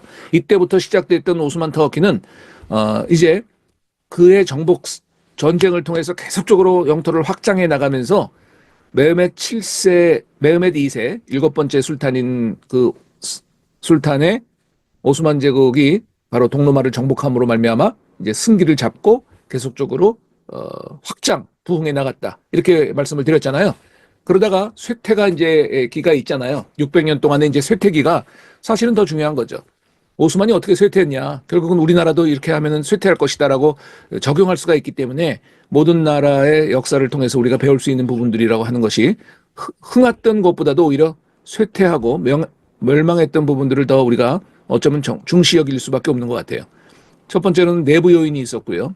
또 오스만은 외부 요인들을 통해서 결국은 이제 쇠퇴하게 되는데, 내부 요인은 행정 조직이 너무 경직돼 있고 딱딱하다. 그리고 지방에 토호들이 많았는데 이 토호들이 자신의 그 영토를 확보하기 위해서, 토지를 확보하기 위해서 이 중앙 집권의 술탄들을 인정하지 않고 같은 투르크이면서도 서로 싸움들을 많이 했어요. 이것이 바로 내부 요인 중에 하나로서 오스만이 굉장히 정복 사업을 통해서 나라를 넓혀가는 과정 속에서 안에 믿고 같이 신뢰하고 같이 일해줬어야 될 투르크인들이 오히려 자신의 토지와 자기의 그 세력 확장을 위해서 중앙정부에 협조하지 않고 스스로 따로 놀았다는 것이 하나의 요인이고요. 외부 요인은 당연히 열강들이 이제 칼을 갈고 더 이상 지지 않고 또 힘을 합치면서 결국은 점점 패전이 되면서 빈 포위 작전으로부터 시작돼가지고 저서의 오스만 제국은 이제 싸우는 전투마다 다 지어가는 패전하는 그런 역사로 이어지게 됩니다. 그래서 오스만 쇠퇴 원인은 이렇게 5가지 정도로 제가 보고 싶은데요. 쇠퇴와 멸망까지 이어지는 것을 본다면 군대에 이제 더 이상은 전진이 안 돼요. 더 이상 정복이 확장되지 않았다. 두 번째, 국제무역에 침체됐다. 당시에 재정적인 위기가 왔고 또 농업과 산업 간의 후진이 당시에 있어가지고 스스로 자신들의 그 실력과 자신들의 힘만 과신한 가운데 내정에 힘쓰지 않고 또 농업과 산업에 힘을 쓰지 않은 가운데 자연스럽게 도태돼 가고 또 손실을 입게 되시죠. 그리고 결국 오스만 제국은 1차 세계대전에 패전을 하는데 이 패전하는 데 있어서 이 말씀을 좀 드리고 싶어요. 어떻게 오스만 제국이 독일 측에 결국은 연합군이 돼가지고 참전하게 되었냐. 여기에는 참 비하인드 스토리가 있는데 원래는 자신들이 오스만 제국이 이 함대를 하나 삽니다. 함대를. 처칠 함대로부터 함대를 돈을 주고 하나 샀는데 이 처칠이 팔겠다고 약속을 했던 그 함대를 처칠이 약속을 이행을 안 합니다. 그래서 오스만으로부터 돈을 받았음에도 불구하고 처칠이 함대를 주지 않으니까 사실은 영국과 오스만의 사이가 좋았는데 이런 처칠의 함대 사건, 함대를 팔지 않는 일종의 사기죠, 사기. 그래서 그 사기 사건으로 인해서 마음이 굉장히 상했기 때문에 영국을 향한 마음이 닫혀버렸어요. 그런데 그때 이 사건을 알게 된 독일이 자신의 독일 함대를 두 대나 무료로 줘버려요. 무상으로 그냥 선사를 해버려요. 오스만 제국에. 그러니까 한쪽에서는 영국은 그동안 자기의 우방이라고 생각했는데 저렇게 함대를 처칠에 의해서 사기를 당해서 돈을 많이 주고도 받지도 못하고 있고 독일은 생각도 안 하고 있는데 2대 독일 함대를 지금 이 오스만 제국에 지금 선물로 주는 거잖아요. 그러니까 마음이 오스만 제국이 독일 측에 이제 많이 가게 돼요. 그 와중에 어떤 일이 벌어지냐면 독일의 그 군인들이 오스만 제국의 군복을 몰래 입고 러시아와 전쟁에 들어갑니다. 그래가지고 막 용감하게 싸우는 거예요. 독일이 러시아와 싸움에서. 그러니까 오스만 제국은 사실은 병사들도 없는데도 불구하고 오스만의 병사의 군복을 입고 독일군이 그 주었던 함대에 타서 전쟁을 벌였으니 러시아의 눈에는 뭐예요? 오스만이 아니라 오스만이 지금 침공을 하는 것이고 독일은 보이지도 않는 거잖아요. 군복도 오스만의 군복이요. 함대도 깃발을 보니까 오스만의 깃발이지. 이러니까 이 러시아가 오스만에게 확인도 안 하고 러시아가 오스만에 대해서 함포를 쏘고 공격을 해버립니다. 그러니까 이거에 대해서 오스만도 막아내야 될 거 아니에요. 그러다 보니까 이거는 울며 겨자 먹기로 사실은 이 전쟁에 뛰어들고 싶지 않았음에도 불구하고 러시아가 먼저 선제 공격을 하면서 하다 보니까 할 수 없이 울며 겨자 먹기로 독일과 손을 잡고 1차 세계대전에 뛰어든 것이다. 1차 세계대전에 뛰어든 것이다. 본인들은 결코 전쟁에 뛰어들고 싶지 않았다는 게 그들의 기록이더라고요. 그러나 울며 겨자 먹기로 이런 함대 사건, 함대 사기 사건, 처칠 또 러시아 군과 대항하는 군복을 위장해서 입었던 사건 이런 것들이 결부가 돼가지고 1차 세계대전의 연루가 되어버렸다 이렇게 말씀을 드릴 수가 있겠습니다. 아까도 말씀드렸듯이 1683년에 비인 2차 포위 사건이 이때부터 패배가 이제 짙어진다고 말씀을 드렸어요. 그 다음에 이 비인 2차 포위 사건을 통해서 카롤로비츠라는 유명한 조약이 맺어지는데 결국은 모든 조약들은 이 당시에 지어진 조약들은 갖고 있던 땅들을 다 반환하고 포기하는 조건이에요. 뭐 쉽게 짐작해 보실 수가 있겠지만 그래서 이런 비인 2차 포위 사건과 그 뒤를 잇는 카롤로비츠 조약 사건을 계기로 그때부터 오스만 제국은 계속적으로 영토를 잃어가고 또 차지했던 영토들은 다 반환하고 포기하고 물러서고 뺏기고 이것이 계속적으로 반복이 됩니다. 예. 자, 그런 부분들을 계속 얘기하는데 또 하나 오스만 제국이 패망을 아주 가속화시켰던 전쟁 중에 하나가 크림 전쟁이에요. 크림 전쟁은 사실은 흑해의 위쪽에 있는 러시아 쪽의 반도잖아요. 크림 전쟁, 크림 반도. 이 크림 반도를 중심으로 러시아가 영국, 프랑스, 오스만이랑 손을 잡고 같이 벌인 전쟁인데 사실은 전쟁은 누가 이겨요? 영국과 프랑스와 오스만이 이겨요. 그럼에도 불구하고 영국과 프랑스에게만 이권이 가고 오스만에게는 이겼음에도 불구하고 전혀 이권은커녕 영국과 프랑스의 간섭을 받는 계기가 돼버려요. 이 오스만 제국이. 그래가지고 공공연하게 오스만 제국 안으로 영국과 프랑스가 같은 승전국이다 해가지고 이 오스만 제국 영토 안으로 들어와가지고 이제 이 내정의 간섭을 아주 심하게 받기 시작하는 계기가 됩니다. 크림 전쟁. 이거는 뭐 여담이긴 하지만 크림 전쟁 때 이 아시아 사이드에 있는 그 병원이 사실은 그 부상당한 그 병사들을 치료했던 병원으로서 유명한데 이때 이제 나이팅게일이 처음으로 영국의 간호사가 돼가지고 참전을 해서 간호사의 최초의 그 시작을 했던 그 나이팅게일이 바로 지금도 아시아 사이드의 한 병원에서 근무했다는 그 기록이 되어 있죠.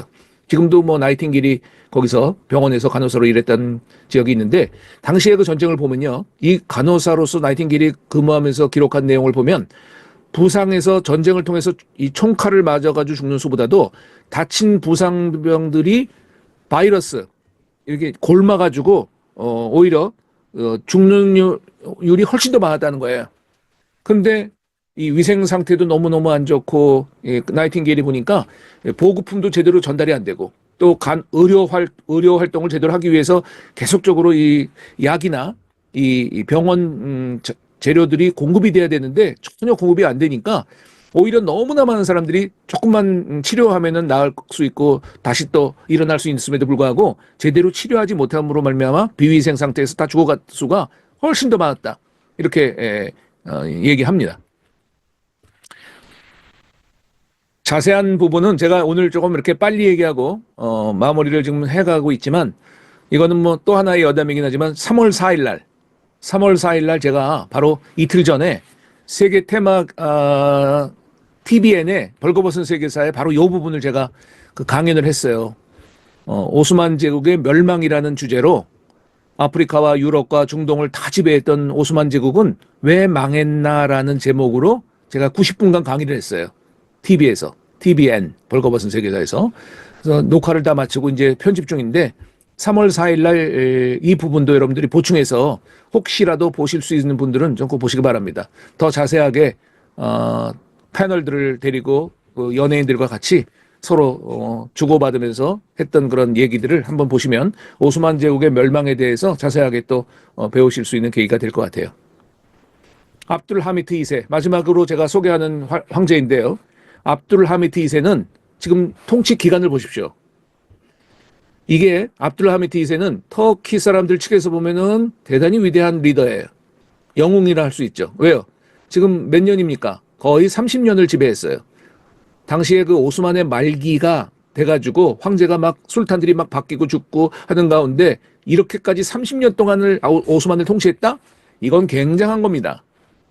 그렇기 때문에 터키 측에서 보면 굉장한 영웅이지만 그러나 터키가 아닌 다른 측면에서 보면은 아주 폭정을 했던 황제로 알려져 있어요.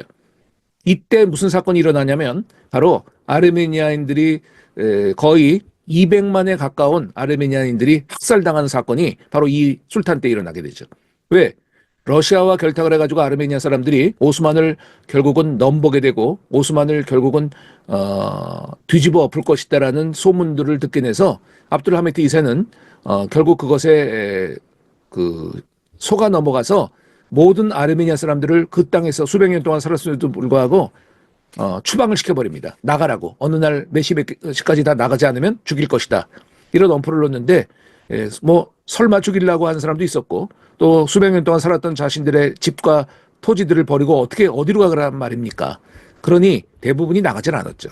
근데 그것이 아니나 다를까 진짜로 그것이 실행이 돼가지고 오스만 병사들에 의해서 수많은 아르메니아 사람들이 기독교인들이죠. 기독교인들이 이때 대학살을 당하는 사건이 일어나가지고 결국은 피로 물들이면서 정권을 유지했다 해서 붉은 술탄이다. 이런 그 닉네임까지도 좋지 않은 닉네임이라 할 수 있는데 오히려 터키인들은 위대한 뭐 술탄이라고 얘기를 할 수 있을 정도더라고요. 그리고 이때 그가 30년 동안을 통치하면서 개혁을 많이 시도하는 것도 사실이에요.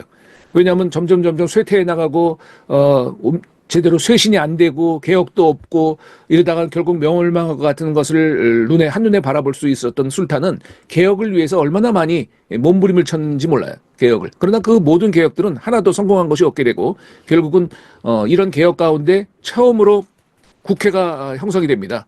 여러분, 왕권이 약화됐다는 거예요. 국회가 생겼다는 것은. 민주주의가 처음으로 생겨요. 그리고 그 시민들에게 자율권들을 주는 일들이 조금 이렇게 있고 서구의 문물들을 막 받아들이고, 그래서 서구의 문물들을 받아들이는 가운데 심지어는 뭐 튤립 시대다 해서 튤립이라는 것, 이 서구의 문명을 받아들이는 것을 은유법으로 튤립 시대다라고 해가지고 오스만의 개혁을 좀 쇄신해 보려고 하는 시대다라는 얘기가 있을 정도죠. 요 당시 이 압둘 하미트는 터키 측에서 보면 굉장히 여러 가지를 개혁하려고 노력도 했지만 그가 결국은 왕권이 위협받는 것을 느끼면서 모든 개혁을 다 차단시키고 다시 취소시켜버리고 다시 왕권 강화로 들어가는 일이 있었었죠. 그래서 압둘 하미트라는 사람은 역시 굉장한 그 학정과 폭정을 하면서 사람들을 많이 죽였던 그런 술탄으로 기록이 되어 있을 정도입니다. 그러면서 이제 많은 그 전쟁과 조약들이 이루어지면서 오스만이 점점 이제 문을 닫아가는 그런 시기로 이어지게 되죠. 이때 이제 아르메니아 사건도 생기고 바로 요때 우리가 기억할 만한 사건 중에 하나가 이미 그 장교 출신들로 이루어져 있는데 그 장교 출신의 리더가 바로 케말 파샤였는데 이 케말 파샤를 중심으로 청년 투르크당이 결성이 되며 청년 투르크당이 결성되면서 그들의 그룹 이름을 통일진보위원회라는 거를 우리나라 이름으로 해석을 하면 통일진보위원회라는 것을 만들어 가지고 이 오스만 이 정부에 대항을 하기 시작해요. 비밀 결사로. 왜냐하면 오스만 제국은 저렇게 가지고 결국 멸망할 것이다라고 생각했던 이 청년 이 장교를 중심으로 이루어졌던 사람들은 주로 이 오스만에 대항해서 새로운 정체성, 새로운 정부를 이미 비밀리에 건립하려고 시작을 했던 사람들이죠. 그것을 청년 투르크당이라고 얘기하고 영어식으로 표현할 때는 존 투르크라고도 얘기하죠. 혹은 영 투르크라고도 얘기하고 이런 사람들이 오스만의 이미 마지막 시기에 결성이 돼가지고 이 이슬람교가 아닌 투르크 민족주의를 외치면서 시작이 되었다는 것도 바로 이때라고 볼 수가 있습니다. 네. 그러다가 이제 발칸 전쟁 이후에 웨메트 2세, 5세, 그 다음에 1차 세계대전. 1차 세계대전이 이제 발발하면서 아까도 말씀드렸듯이 독일 측에 가담을 해서 전쟁에 결부하고 싶지 않았지만 울며 겨자 먹기로 아까도 말씀드린 그 함대 사건을 시작으로 해서 독일이 아주 가머니설로 독일 이 오스만 제국을 끌어들였다고 해도 과언이 아니죠. 그래서 결국 거기에 휘말려 들어가 가지고 전쟁을 하게 되면서 결국은 쉐브루라는 조약을 통해서 자, 오스만 제국이 결국은 종전을 하게 되면서 쉐브루 조약을 통해서 맺은 조약의 내용이 뭐냐면 결국은 다 뺏기는 거예요. 다. 오늘 그 투르키의 영토까지 포함해서 모든 영토는 돌려주고 반환하고 또 승전국에게 식민 통치로 들어가는 거예요. 그래서 당시에 그 승리했던 1차 세계대전의 승전국들이 어디예요? 기억하시겠지만 러시아가 있죠. 프랑스가 있죠. 영국이 있죠. 이태리가 있죠. 그리고 마지막에 에게 지역에 당시에 그 그리스 신화가 즐비했던 당시 자기들의 영토들을 한번 찾고자 마지막 전쟁의 말미에 그리스까지 잠에 들어가요. 요 어부지리로 우리 땅 한번 여기에 찾아보자는 식으로. 그래가지고 그 승전국들에 의해서 터키가 완전히 다 갈기갈기 찢기고 식민 통치로 들어가는 그 위기가 이제 벌어지는 거예요. 그게 쉐브루 조약의 내용이에요. 그런데 이 청년 투르크당을 중심으로 오스만 제국에 대항했던 이 비밀 결사 조직이 그거를 이행을 안 해요. 술탄은 거기에 사인을 했음에도 불구하고 그것을 이행을 안 해요. 나 못한다. 우리는 못한다. 우리는 싸울 것이다 해가지고 모든 사람들이 이 당시 오스만 제국의 이 국민들이 케말 파샤를 편을 들면서 이때 독립전쟁을 시도하는 거예요. 그래서 실질적으로 쉐브루 조약을 통해서 많은 땅이 돌려준 것도 사실이지만 정말로 원했던 것은 투르키의 땅이었는데 이 투르키의 땅을 마지막 보루로 하고 끝까지 전쟁을 해가지고 2년 동안 독립전쟁을 통해서 케말 파샤가 그리스도 다 몰아냈죠. 영국, 프랑스, 또 이태리를 다 몰아내면서 오늘날의 투르키의 이 땅을 그나마 차지하게 되면서 로잔 조약을 통해서 세계에 투르키의 공화국을 선포합니다. 우리는 이제 로잔 조약을 통해서 터키에 더 이상 오스만 제국이 아니다. 이제는 투르키예라고 하는 공화국으로서 세계에 알린다 해가지고 로잔 조약을 통해서 그걸 인정을 받아요. 쉐브르 조약과 로잔 조약은 그런 면에서 보면 연결이 되는데 쉐브르 조약은 오스만이 멸망하는 조약이라고 본다면 로잔 조약은 투르키예가 공화국으로 시작되는 조약이다. 그래서 쉐브르와 로잔을 같이 연결해서 보시는 것도 좋을 것 같아요. 그래서 36번째 술탄인 이 메헤메트 6세는 결국 마지막 술탄이 되었고요. 결국 영국의 배를 타고 이태리로 망명을 해서 몰타라고 하는 섬에서 평생을 살다가 죽어버립니다. 그래서 이태리에서 살다가 영국으로 망명한 것이 아니라 영국 배를 타고 돌마바흐치 궁전을 떠나서 이태리 몰타라고 하는 곳에 가서 평생을 살다가 결국 죽어버리는 그런 일들이 되면서 오스만 제국의 마지막 황제 36번째 메멘 6세가 이제 종말을 긋게 되고 오스만은 망하게 되는 것이죠. 이 당시에 이제 같이 반기를 들면서 오스만에게 이미 사형 선고를 받았던 케말과 그의 그룹들은 이제 독립전쟁에 승리를 해가지고 승승장구를 하면서 오늘날 투르키의 영토를 회복하고 그나마 세계의 로잔 조약을 통해서 공화국을 선포하게 된 거죠. 자, 오늘 여기까지 하면서 다음 시간에는 공화국 초기, 케말 파샤를 중심으로 한 이 공화국 초기, 어떻게 보면은 과거 고대보다도 현대, 근대가 더 중요하다고 말씀드린 거로 봐서는 다음 시간이 어떻게 보면 가장 밀접한 관계가 있는 투르키의 현대 시대이기 때문에 케말 파샤 고 시기부터 에르도안 시기까지를 한번 훑어보는 그런 시간으로 가져볼까 하고요. 동시에 투르키예가 가지고 있는 이 외교적인 지금 사안들, 현재 민감한 사안들조차도 다음 시간에 한번 좀 준비를 해가지고 정확히 그 사건 내지는 그 이슈에 대해서 우리가 좀 아는 시간이 되었으면 좋겠습니다.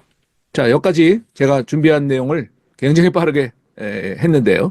오늘 이 케말 파샤의 등장 때부터는 이제 다음 시간에 하기로 하고 오늘은 오스만 제국의 이전 빠르게 봤죠. 그다음에 이후 오스만 제국의 그 시기까지만 제가 보고 여기서 오늘 강의를 마치도록 하겠습니다.